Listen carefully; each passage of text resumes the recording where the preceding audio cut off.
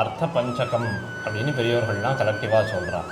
பிராபியஸ்ய பிரம்மணோ ரூபம், பிராப்துஷ்ச பிரத்யகாத்மனா, பிராப்தியுபாயம், பலம் பிராப்தேஹே, ததா பிராப்தி விரோதிச்ச வதந்தி சகலா வேதாக, சேத்திஹாச புராணக்காக, முனையச்ச மகாத்மானः, வேதவேதார்த்த வேதினः அப்படின்னு ஒரு பிரசித்தமான ஸ்லோகம்.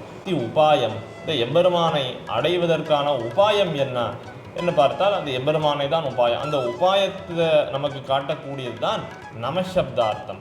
அங்கே என்னன்னா ஆ ஊ மா அப்படின்னு இருக்கா, அகார வாச்சனான எம்பெருமானுக்கே ஆட்பட்டவன் ஜீவாத்மா. அது மோட்சப்படி கடைசியில் திருமந்திர பிரகரணம் முடிக்கும் போதும் சர்வசேஷியான நாராயணனுக்கே எல்லா அடிமைகளும் செய்ய பெறுவேனாக வேணும். ஏன்னா நமஸ்பதத்தினுடைய அர்த்தத்தை அருளி செய்யும் பொழுது பிள்ளைலோகாச்சாரியர் தாமே சாதிக்கிறார். விரோதிதான் 3 அர்வாச்சின ஆச்சாரியெல்லாம் விருத்தி தாதர்த்தியம் அப்படின்னு சொல்லுவாள். எம்பெருமானுக்கே உரியவன் நான் அப்படின்றது ஸ்வரூப தாதர்த்தியம். அவனுக்கே எல்லா அடிமைகளும் செய்யப்பெற வேணும். தாங்கிட்டே அன்வயிக்கிறதுன்னு வரும்போது இந்த நமசு சகண்ட நமசு அகண்ட நமசுன்னு 2ஆக பிரியுது.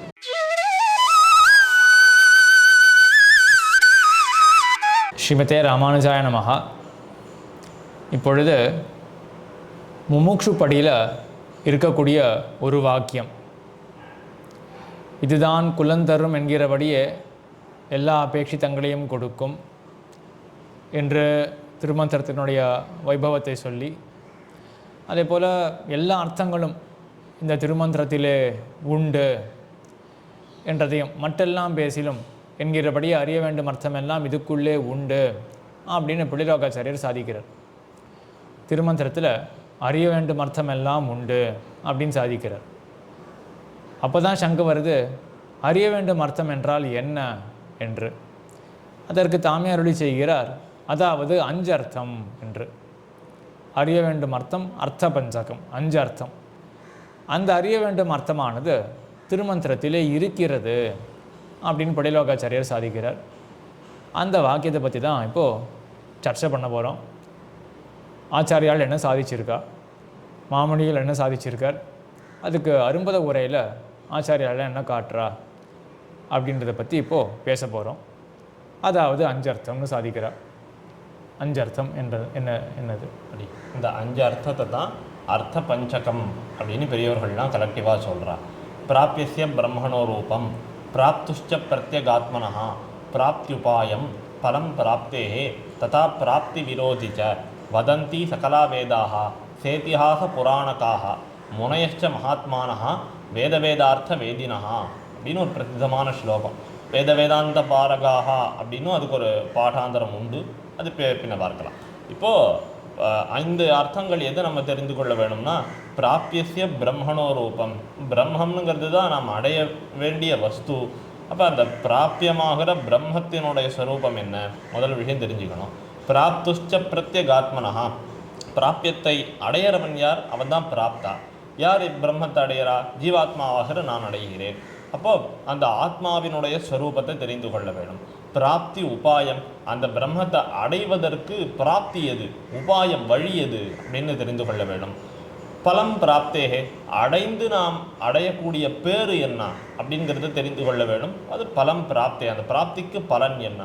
ததா பிராப்தி விரோதிச்ச, அந்த பிராப்தியை அடைய ஒட்டாமல் பண்ணக்கூடிய விரோதிகள் என்ன அப்படின்னு தெரிந்து கொள்ள வேணும். இந்த 5 விஷயங்களை தான் நம்ம முக்கியமாக தெரிந்து கொள்ள வேணும். இதையே தான் எல்லா பிரமாணங்களும் சம்பிரதாயத்தில் தெரிவிக்கிறது. சகலா வேதாக, சேத்திஹாச புராணக்காக, வதந்தி, இன்னும் இப்படிப்பட்ட யாரெல்லாம் சொல்கிறா, முனையச்ச மகாத்மானஹா, எல்லா பெரியோர்களும் சொல்கிறார்கள். வேதம் வல்லார்கள் எல்லாருமே இதைத்தான் சொல்கிறார்கள். எல்லா கிரந்தங்களும் சொல்ல வந்த அர்த்தம் இந்த 5 தான். இந்த 5 தான் அவசியமாக நாம் தெரிந்து கொள்ள வேணும் அப்படின்னு சொல்லியிருக்கா.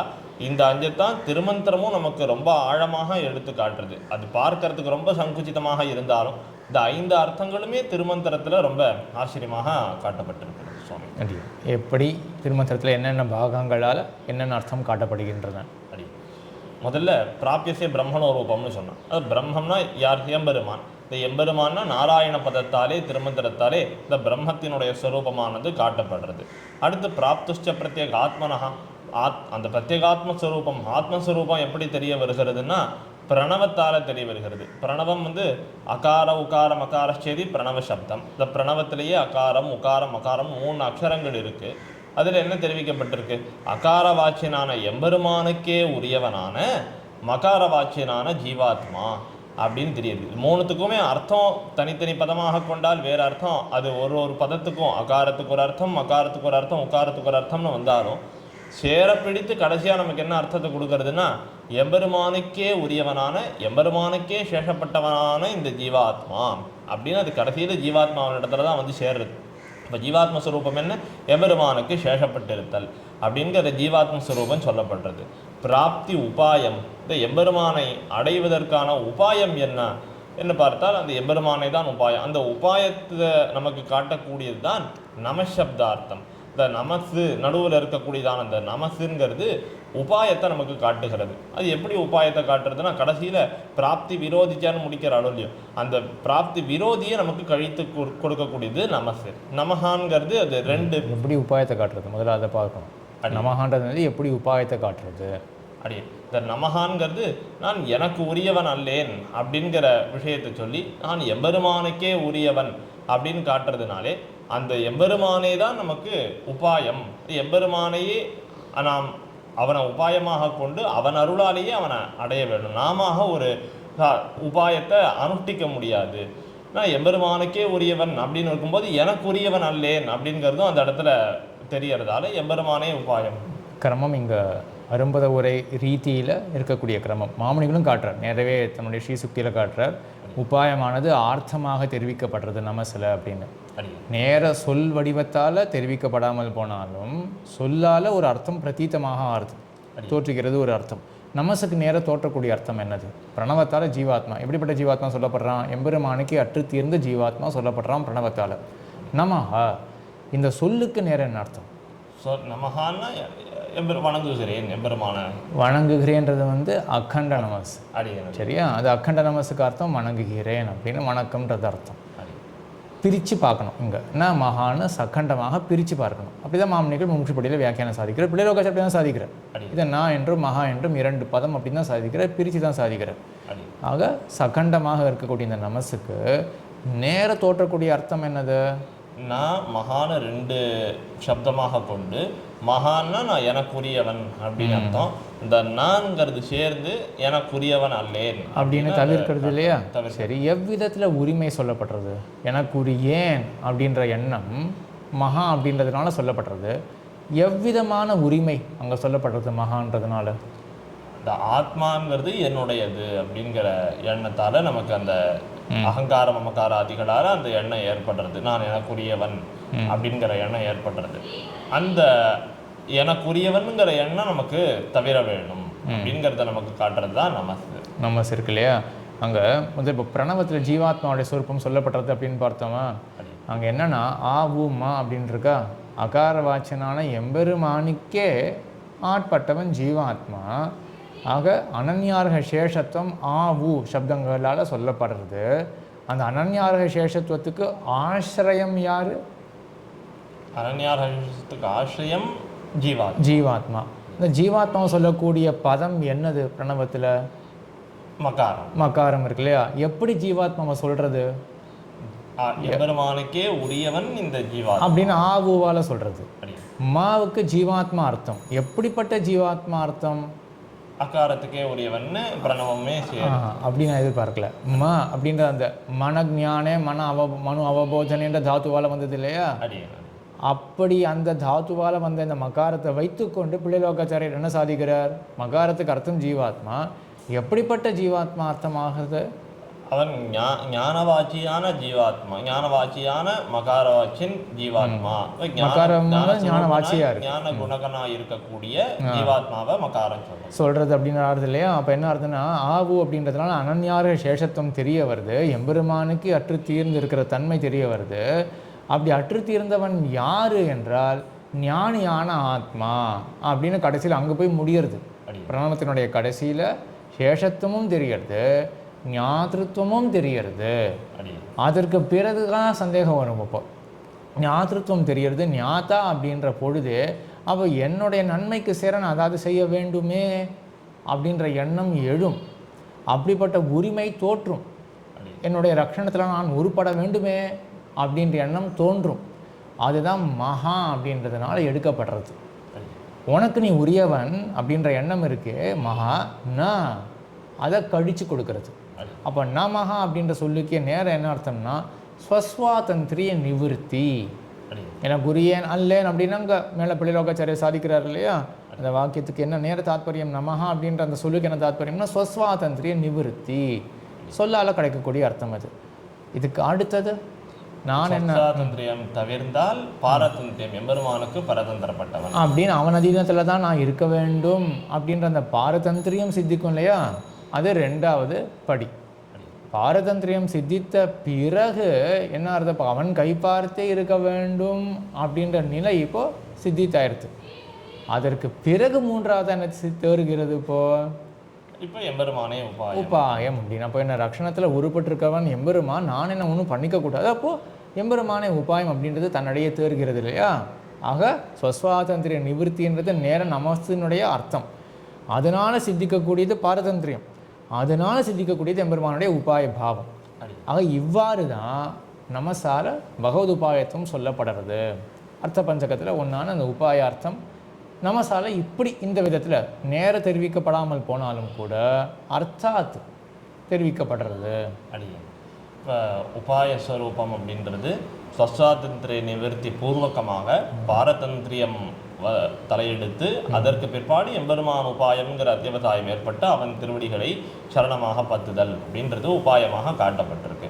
அது பலம் பிராப்தேகே, இந்த பிராப்தியை அடைந்த பிற்பாடு அடைகிற பேர் என்ன பார்த்தால் இது நாராயணாயன்கிற பதம், இந்த நாராயணனுக்கே உரியது. அது மோட்சப்படி கடைசியில் திருமந்திர பிரகரணம் முடிக்கும் போதும் சர்வசேஷியான நாராயணனுக்கே எல்லா அடிமைகளும் செய்யப்பெறுவேனாக வேணும் அப்படின்னு அந்த கைங்கரிய பிராப்தி அதுதான் இந்த இடத்துல பலமாக சொல்லப்பட்டது. அந்த கைங்கரியம் தானோ பரார்த்த கைங்கரியம், எம்பெருமானுக்கே உரியது. அந்த கைங்கரியம் தானோ எனக்குன்னு இருக்கக்கூடியது கிடையாது, என்னுடைய நன்மைக்கு என்னுடைய மகிழ்ச்சிக்குங்கிறதான கைங்கரியம் கிடையாது. எம்பெருமானே அந்த கைங்கரியத்துக்கு பிரதிசம்பந்தி அப்படிங்கிற நிலையோடு பண்ணப்படுறது கைங்கரியம் அடைய வேண்டிய பேர், பிராப்திக்கு பலன் அப்படிங்கிறது. அடுத்தது பிராப்தி விரோதி, கடைசியில் விரோதி ஸ்வரூபம்.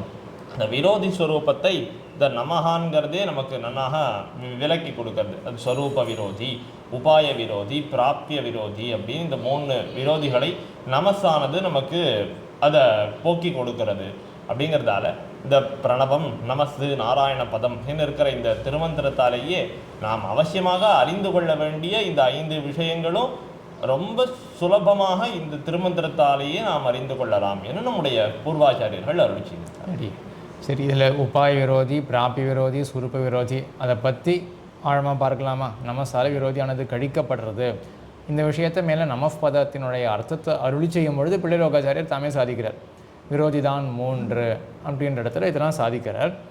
எப்படி நமசானது கழித்து கொடுக்கறது? சுரூபத்தினுடைய விரோதியை நமசானது போக்குறது, உபாயத்தினுடைய விரோதியை நமசானது போக்குறது, அதே போல் பிராப்பியத்தினுடைய விரோதியை நமசானது போக்குறது. இதில் சுலபமான விஷயம் முதல்ல பிராப்பியத்தினுடைய விரோதியை நமசானது போக்கி கொடுக்கறது சுலபமான விஷயம்தான். எப்படி போக்கி கொடுக்கறது பிராப்பியத்தினுடைய விரோதியை? அந்த பிராப்பியத்தினுடைய விரோதிங்கிறது என்னென்னா, நான் கைங்கரியமானது எம்பெருமானுக்கே உரியதுன்ற நிலையம் இல்லாமல் பண்ணப்படுகிற கைங்கரியம். அப்போ அந்த நமசப்தார்த்தம் தான் இந்த விரோதியை நிவர்த்தி பண்ணுறதுன்னா, பின்னாடி இருக்கிற நாராயண சப்தத்தோட இது அன்வைத்து நாராயணாய நமஹா அப்படின்னு நாராயணனுக்கே உரியவனாகிய நான் எனக்குரியவன் இல்லை, எம்பெருமானுக்கே கைங்கரியம் பண்ண பெறுவேன். அது ஸ்வரூபத்தில் வந்துடும். இப்போது எம்பெருமானுக்கே உரியனான நான் எனக்குரியன் அல்ல அப்படின்னு சங்கிரகத்தில் கடைசியில் வாக்கியத்தில் தெரிவிக்கிறார் பிள்ளைலோகாச்சாரியர். அது ஸ்வரூபத்தை பற்றினது.